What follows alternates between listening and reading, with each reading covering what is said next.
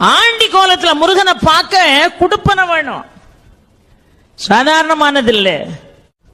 இந்த படி ஏறி போகும்போதே மேல சுவாமி தரிசனம் பார்த்துட்டு கீழே வருவாங்க பாருங்க, அவங்கள பார்த்து எப்படி இருக்காருன்னு கேட்பான் நம்ம ஆளு.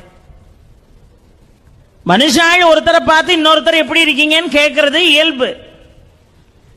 இவனே இவன் பாவத்தை தொலைக்க பழனி மலை மேல ஏறிக்கிட்டு இருக்கான், அங்க இருந்து பாவத்தை தொலைச்சிட்டு கீழே வர்றான் பாருங்க, அவனை பார்த்து அவர் எப்படி இருக்காரு அப்படி.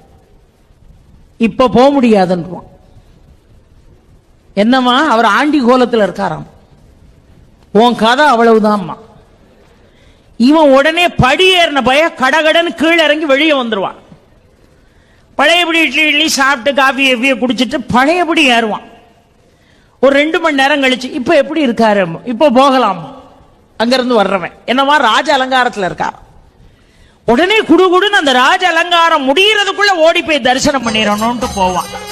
பெரியோர்களே, பூர்வ ஜென்ம புண்ணியம் செஞ்சிருந்தா மட்டும்தான் ஆண்டி கோலத்தை தரிசிக்க முடியும்.